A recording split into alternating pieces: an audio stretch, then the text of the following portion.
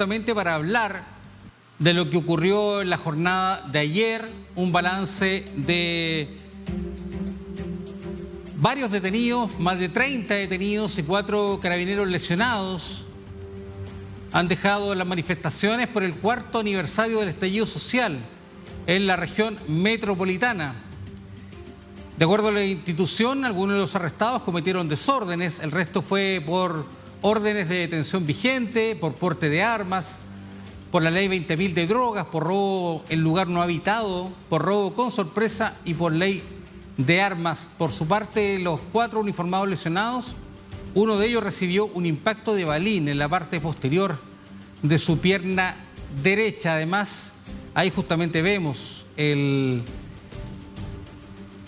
posteo realizado por Carabineros de Chile, la visita que realizó el general director de Carabineros, Ricardo Yáñez, al funcionario de Carabineros que fue herido en esta jornada de protestas. Además, un manifestante de 15 años resultó herido tras ser atropellado por un conductor que circulaba por el centro de Santiago. El adolescente fue trasladado hasta un centro asistencial sin que hasta ahora se haya habido mayor información al respecto al estado de salud. Respecto a este mismo tema, lo que ocurrió en la jornada de ayer, poco antes el fiscal nacional Ángel Valencia reconoció justamente en el marco del 4º aniversario del estallido social la mayor ola de protestas desde el retorno a la democracia en Chile, que se cometieron violaciones a los derechos humanos, aunque descartó que fueran sistemáticas. Las revueltas que empezaron en octubre del 2019 como una protesta contra el alza en el precio del ticket de metro, del valor del pago del tren subterráneo de Santiago, derivaron en un clamor por un modelo económico más justo y derechos sociales. Ocasionaron una treintena de muertos y miles de heridos, entre ellos muchos con traumas oculares. La crisis también dejó episodios de violencia extrema como saqueos, incendios y señalamientos por parte de Naciones Unidas y Amnistía Internacional contra el cuerpo policial de Carabineros por violaciones a los derechos humanos. Según un informe entregado por el Ministerio Público, entre el 18 de octubre del 2018 y julio de este año se registraron 8.508 casos de violencia institucional, de las cuales casi 7.000 han sido terminadas, ya sea porque se dictó una condena o porque se declaró la absolución o se tomó la decisión de no preservar o no de perseverar, entre otros motivos. Las protestas fueron canalizadas por la vía política con la apertura de un proceso constituyente en el que el país aún sigue inmerso. Tras un primer intento de redactar una nueva constitución fallido en septiembre de 2022, el país decidirá en diciembre si avala una segunda propuesta de Carta Magna elaborada por un órgano controlado hasta ahora por partidos de derecha. Para analizar lo que fue esta conmemoración de este 4º aniversario del estallido social, tomamos contacto a esta hora con Rodrigo Uvilla. Él fue ex subsecretario del gobierno de Sebastián Piñera, que le agradecemos que esté en contacto hasta ahora con DNews para analizar este tema, para conversar lo que ha ocurrido en estos 4 años, también lo que ocurrió en esas fechas. ¿Cómo está, Rodrigo? Muy buenos días y muchas gracias por conectarse con DNews. Estamos en vivo para toda Latinoamérica. Hola, Cristian, ¿qué tal? Muy buenos días. Gusto estar con ustedes hoy día en la mañana comentando noticias de ayer. Así es, muchas gracias. Noticias de ayer y noticias de hace 4 años también, Rodrigo. ¿Cómo ve en perspectiva lo que ocurrió hace 4 años, ya con la tranquilidad que da el tiempo, el análisis de lo que se puede hacer, de lo que ocurrió en ese momento? Bueno, yo creo que el tiempo ayuda a ponderar, ¿no es cierto?, los hechos. En el momento uno está sumergido en una vorágine que minuto a minuto va tratando de comprender la realidad. Con 4 años uno puede lograr un análisis más de perspectiva. Y yo, de la introducción que usted hace respecto a lo sucedido hace 4 años, hay ciertos elementos obviamente que los comparto, pero también creo que hay que poner un énfasis en algo distinto. Tal cual como lo vemos en las imágenes que hoy día, ahora en este momento se están reproduciendo. Lo que hay ese octubre del año 2019 es el intento de grupos anarquistas mezclados en una segunda etapa con más bien lumpen y gente delincuente que intentan de alguna manera generar una crisis política con el objetivo final de desestabilizar el gobierno del presidente Piñera. Eso queda demostrado, ¿no es cierto?, en los innumerables atentados incendiarios a recintos públicos, privados, algunos muy emblemáticos, de iglesias, cosa que nunca se había visto en la historia de nuestra república. Es decir, no estamos hablando estamos hablando de hechos de violencia mucho más allá de lo que uno podría entender que fue el siglo XX. Esto fue realmente de dimensiones desproporcionadas. Cuando usted menciona las personas fallecidas, las personas heridas, bueno, esto ha ido decantando en las investigaciones policiales y finalmente la gran mayoría de las personas fallecidas son productos de estos mismos hechos de violencia, no son productos del ejercicio del control de autoridad de orden público. Cuando se hace una evaluación y se analizan las más de 90 estaciones del metro, el metro, para los que conocen la ciudad de Santiago, es un orgullo que tiene más de 50 años de historia, donde siempre sus estaciones, sus líneas eran muy cuidadas y más de 90 fueron vandalizadas, alrededor de 8 o 9 fueron totalmente destruidas ese día 18 de octubre, 18 y 19 de octubre. Entonces, aquí hay un intento de grupos más bien anarquistas, de izquierda radical, que lo que querían es desestabilizar el gobierno y usaron cualquier método para hacerlo. A eso, Cristian, hay que agregarle, ¿no es cierto?, una demanda social legítima, pero esa gente que se manifestó durante el día no iba a quemar, sino que los que iban a quemar iban a enfrentar a carabineros o a las autoridades policiales que pretendían defender el orden público.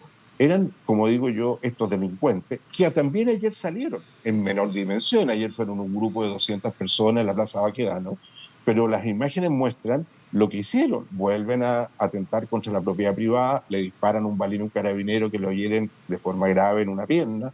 Entonces, y cuando usted hace el reporte del perfil de esas 20 o 30 personas detenidas, como usted bien dice, hay personas que portaban armas, que estaban asociados al tráfico de droga, que finalmente estaban siendo buscados por la justicia, y otros que los pillaron con bombas Molotov y piedras en sus manos para agredir a carabineros.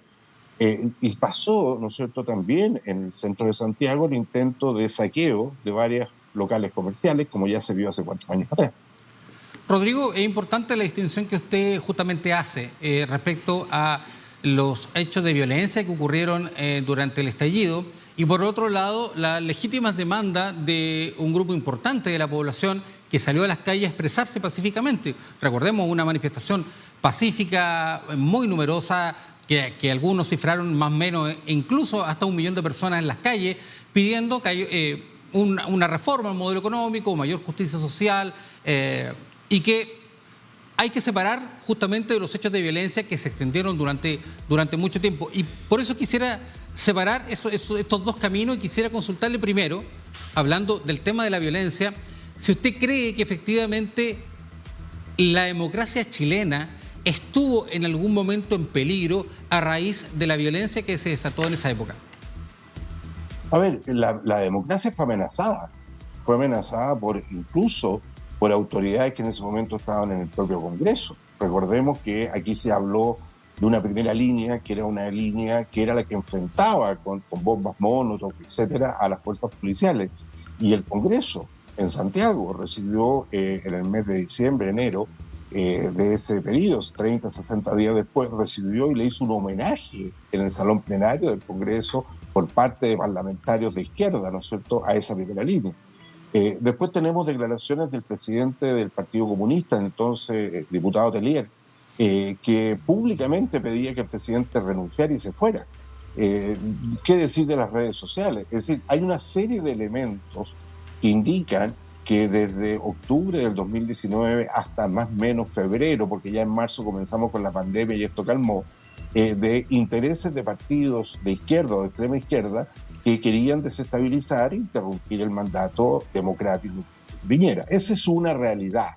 Ahora, ¿se vio la democracia puesta en riesgo? Yo diría que no, porque el presidente tomó ciertas medidas en su momento que ayudaron a descomprimir esta, llamémoslo, presión social, entre otras cosas cuando invita a los partidos que estaban representados en el Congreso a firmar un acuerdo por la paz y la nueva Constitución, que curiosamente no lo firma el Partido Comunista ni el Frente Amplio, con la sola excepción del entonces presidente, diputado Boric, actual presidente de la República, pero todo el bloque de izquierda, Frente Amplista y Partido Comunista, se restó ese acuerdo. Esa es otra manifestación clara del interés, ¿cierto?, de no buscar soluciones democráticas para efecto de resolver los problemas que existen en su momento. Entonces, sí, yo creo que hay un interés de la izquierda, ¿no es cierto?, de amenazar el sistema en este momento, y no responder a estos llamados democráticos de búsqueda de acuerdo. El presidente Piñera dijo en esos entonces, luego de esa manifestación masiva que vemos justamente ahora en pantalla, que fue una manifestación pacífica, que la clase política, o que él en su posición de gobernante, de presidente de Chile, había entendido el mensaje respecto a una demanda de mayor justicia social, de cambios al modelo. ¿Usted cree que la clase política, y se lo pregunto ahora respecto a las peticiones de una mayor justicia social, cree que la clase política lo entendió? ¿Ha habido avances en estos 4 años? A ver, inmediatamente después de esta revuelta social, más que social, yo diría, intento básicamente de golpe, elegante, pero golpe al fin y al cabo, viene la pandemia. Y recordemos que marzo, todo no solo Chile, sino que la región y el mundo cae en pandemia, por lo cual la dinámica política se ve interrumpida por un elemento de mayor relevancia, que era resolver los problemas de salud, ¿no es cierto?, que teníamos en Chile. El país pues, pasó muy bien esta prueba de ello que fue reconocido mundialmente, que la forma como se abordó fue muy efectiva. Y después viene un cambio de gobierno a los pocos meses, a los 8 meses, 10 meses, vienen las elecciones presidenciales y cambio de gobierno, donde se empieza a implementar un proceso de cambio constitucional. En la primera expresión de ese intento de cambio constitucional, la izquierda, la misma izquierda que no había querido participar en el acuerdo, logra una gran mayoría. Y eso hace que ellos escriban el texto que se le propone a la ciudadanía el año pasado, en el mes de septiembre, y la inmensa mayoría de la ciudadanía, el 62%, en la elección que más gente votó en la historia chilena, rechazó la propuesta de esta izquierda extrema, liderada por el Frente Amplio y el Partido Comunista, y dio origen a un nuevo proceso. Ese proceso termina ahora, termina en diciembre. Claramente que las mayorías integradas en el nuevo Consejo no son de esa izquierda, son más bien de partidos de la oposición, y por supuesto que nosotros, yo en lo personal espero que ese texto refleje el sentir de una gran mayoría para que podamos cerrar el capítulo constitucional el 17 de diciembre de este año. Pero dicho eso, no todo es constitución, Cristian. Los países tienen que hacerse cargo de sus problemas de corto plazo. Y es ahí donde tenemos un nuevo problema. Es que el presidente Boric, en su año y medio que lleva de gobierno, no ha avanzado en ninguna de las políticas públicas que se espera que avance un presidente. Nosotros, y esto en términos pedagógicos para explicarle a la gente que nos escucha en otros países, tenemos un sistema donde el Estado tiene que hacerse cargo de atender algunas prestaciones de salud más bien complejas, operaciones de apendicitis, operaciones a la vista, etcétera. Y en un año y medio el gobierno ha sido tan ineficaz en sus políticas públicas que esta lista de espera, ¿no es cierto?, ha crecido de manera significativa. Entonces, ¿qué es lo que ha sucedido? Es que las diferencias, ¿no es cierto?, las cosas que llevaron a la población a protestar hace 4 años atrás, en vez de irse solucionando por políticas públicas, este gobierno lo que ha hecho es exacerbar, ¿no es cierto?, los problemas sociales. Lo digo en salud, me refiero a la educación, me refiero a que hoy día estamos viviendo lo que nosotros llamamos en Chile campamentos, en otras partes se llaman villas en miseria, cosas que ya no existían hace 5 o 7 años atrás o eran mínimas en nuestro país.